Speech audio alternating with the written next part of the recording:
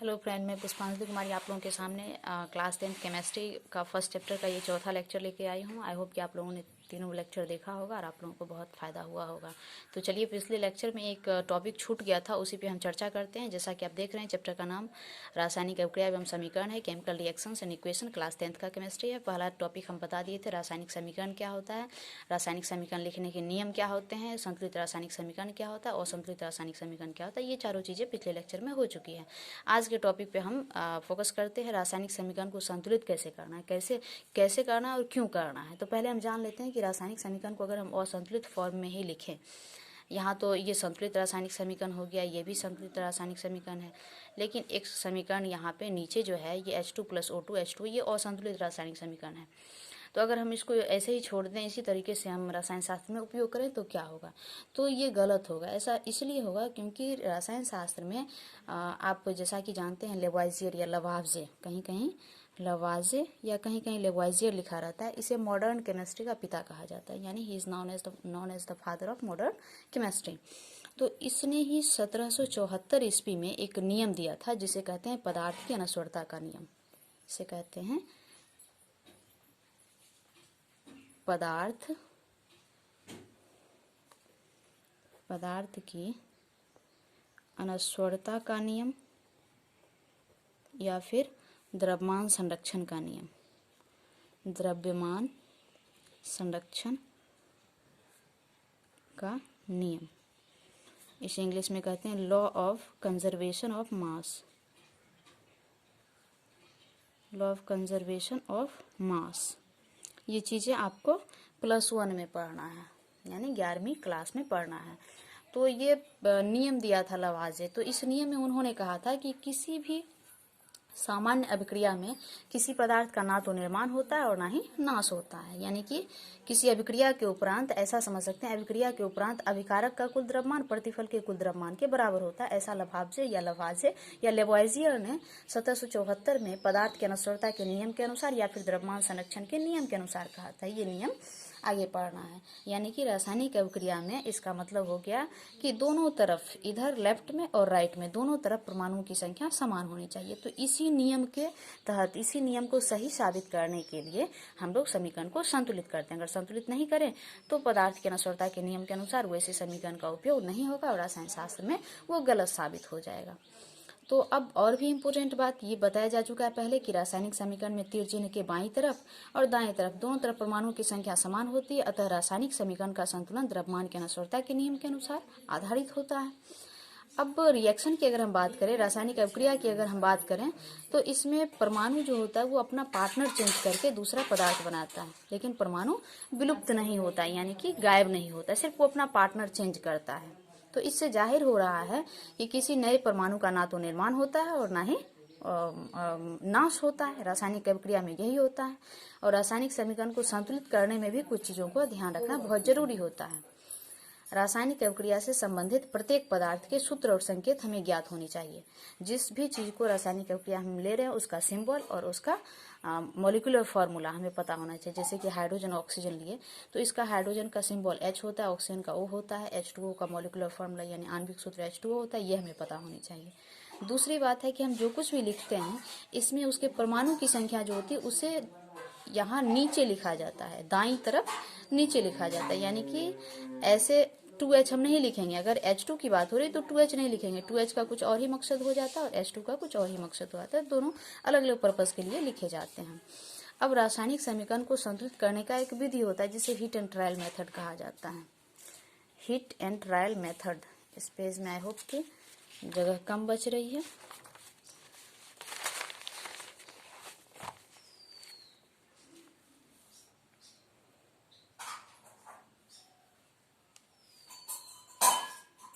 Heat and trial विधि को देखते हैं। हीट एंड ट्रायल मेथड यानी कि अनुमान के द्वारा संतुलन करना, अनुमान के द्वारा संतुलन करना। अनुमान के द्वारा कैसे संतुलित करते हैं, तो इसमें हम 2-4 रिएक्शन लेते हैं और इसको देखते हैं कि किस तरह से अनुमान के द्वारा हम इसको संतुलित कर पाएंगे। तो अनुमान, उदाहरण के लिए मैग्नीशियम एक तत्व है और यह हाइड्रोक्लोरिक एसिड के साथ रिएक्शन करता है, बन जाता है मैग्नीशियम क्लोराइड, MgCl2 बनता है और H2 बनता है। अब यहाँ हम गौर करते हैं कि कौन कौन सा इसमें सही है, कौन कौन सा गलत है, किसको बैलेंस करना है, किसको छोड़ना है। तो तीर चिन्ह के बाईं ओर अभिकारक होता है और दाईं ओर प्रतिफल होता है, आप जान रहे हैं। और संतुलित रासायनिक समीकरण में मैंने परिभाषा में बताया था कि अभिकारक और प्रतिफल दोनों में परमाणुओं की संख्या समान होती है, तो उसे ही संतुलित रासायनिक समीकरण कहा जाता है। तो मैग्नीशियम का यहाँ कितना परमाणु है? एक परमाणु है, ऐसा सोच लेते हैं। यहाँ भी मैग्नीशियम का एक परमाणु है। हाइड्रोजन का यहाँ एक परमाणु है, यहाँ हाइड्रोजन का 2 परमाणु है। क्लोरीन का एक परमाणु है, यहाँ क्लोरीन का 2 परमाणु। तो जाहिर सी बात है कि अगर हम 2 यहाँ लगा दें तो हाइड्रोजन भी 2, क्लोरीन भी 2, तो हाइड्रोजन भी 2 और क्लोरीन भी 2। अब रिएक्शन को देखते हैं। मैग्नीशियम 1 है, मैग्नीशियम 1 है, हाइड्रोजन 2 है, हाइड्रोजन 2 है, क्लोरीन 2 है, क्लोरीन 2 है, कंप्लीट। अब एक बात और ध्यान रखने वाली बात है कि अगर हम बैलेंस करेंगे तो हर चीज़ को मल्टीप्लाई में ही, गुना में ही डालते हैं, तो यहाँ पे ही डाला जाएगा, ऐसा नहीं कि नीचे डाल दिया जाएगा। अगर हम इसको HCl लिख के और ऐसा 2 नीचे डाल दें तो ये गलत हो जाएगा, ऐसा नहीं करना है। हमें जो कुछ भी करना है तो यहाँ पे करना है, क्योंकि मल्टीप्लाई गुना होता है और गुना के फॉर्म में हमें इस चीज़ को ध्यान रखना है। 1-2 और एग्जाम्पल हम लेते हैं और एग्जाम्पल से आप लोगों को अच्छी तरह से समझ में आ जाएगा कि कैसे कैसे इसको बैलेंस करना है। अनदर एग्जाम्पल है aluminium trichloride AlCl3 calcium hydroxide CaOH का होल ट्वाइस, इसके साथ रिएक्शन करता है तो एल्युमिनियम हाइड्रोक्साइड बन जाता है, AlOH का होल थ्राइस बन जाता है और CaCl2 बन जाता है। अब इस रिएक्शन में हम गौर करते हैं कि क्या क्या हुआ। एल्युमिनियम ट्राइक्लोराइड यानी एल्युमिनियम का क्लोराइड है, कैल्शियम का हाइड्रोक्साइड है, रिएक्शन करता है, ये 3 है, तो एल्युमिनियम का हाइड्रोक्साइड बन जाता है और कैल्शियम का क्लोराइड बनता है। इस तरह के रिएक्शंस को हम कैसे बैलेंस करेंगे, क्योंकि हम हीट एंड ट्रायल मेथड पढ़ रहे हैं, यानी अनुमान के द्वारा हम संतुलित कर रहे हैं और ज़्यादातर यही विधि प्रचलन में है। एल्युमिनियम का इधर 1 परमाणु है, इधर भी 1 परमाणु है। क्लोरीन का इधर 3 परमाणु है, क्लोरीन का इधर 2 परमाणु है। अब यहीं हम देखते हैं क्लोरीन 2 है, क्लोरीन 3 है, तो सिर्फ यहाँ गुना कर सकते हैं। बैलेंस करने में हम सिर्फ और सिर्फ गुना, मल्टीप्लाई करते हैं, ना तो जोड़ते हैं और ना ही घटाते हैं। तो 3 और 2 है और इसको बराबर करने के लिए हम क्या कर सकते हैं? अगर 2 को 3 से गुना कर दें तो 6 और 3 को 2 से गुना कर दें 6, यानी कि दोनों को एक दूसरे से अगर हम गुना कर दें तो 6 हो जाएगा। तो यहाँ पे हम 2 लगा दे रहे हैं तो 3 दूना 6, ये बराबर हो गया। और यहाँ पे अगर हम 2 लगा देते हैं, यहाँ 3 लगा देते हैं तो 3 दूना 6, क्लोरीन 6, क्लोरीन 6। अब देखते हैं एल्युमिनियम 2 हो गया, यहाँ एल्युमिनियम 1 है, यहाँ 2 लगा देते हैं, एल्युमिनियम 2 हो गया। अब आगे चलते हैं कैल्शियम, कैल्शियम यहाँ 3 हो गया, कैल्शियम यहाँ 1 है, तो यहाँ 3 लगाते हैं, कैल्शियम 3 हो गया।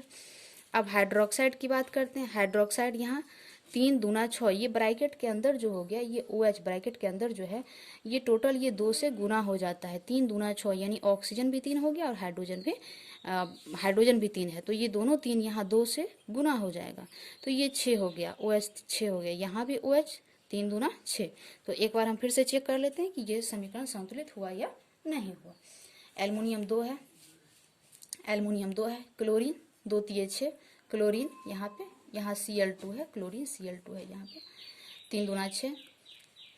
नेक्स्ट कैल्शियम 3, कैल्शियम 3 और हाइड्रोक्साइड यानी OH जो है 3 दूना 6, यहाँ हाइड्रोक्साइड 3 दूना 6, तो ये बैलेंस हो गया। फिर और भी कुछ इक्वेशंस लेंगे, लेकिन वो नेक्स्ट वीडियो में लेंगे, ठीक है। आप लोग देखिएगा आगे और आनंद लीजिएगा, लाइक शेयर और सब्सक्राइब कीजिएगा। Thanks a lot.